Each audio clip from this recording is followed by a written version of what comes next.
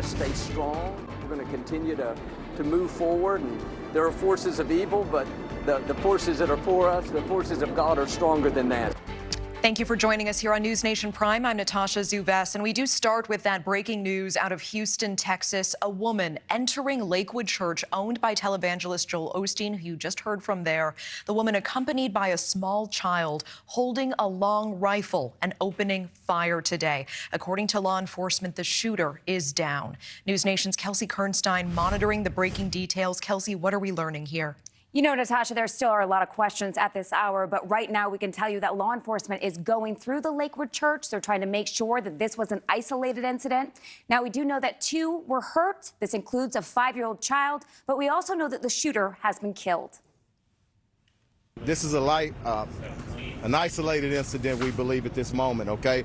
No further danger to our public, but we're just at the beginning. It's still an active scene, so I don't want to talk about her motivations because I don't know, and we may never know the full story.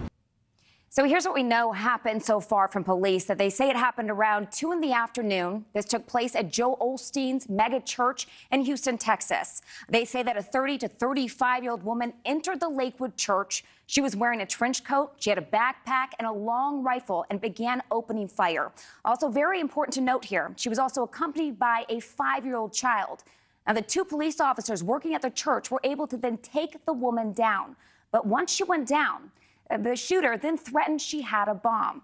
Now, investigators then searched her backpack and her car. They found no bombs, but police say she was also spraying some type of substance as well.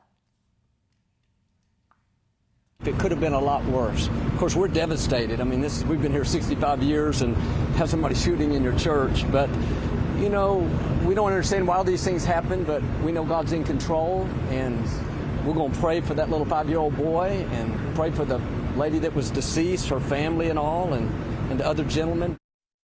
Police do say that the 5-year-old who was accompanied by the woman was also shot in the chaos. We do know that he is in critical condition at this time.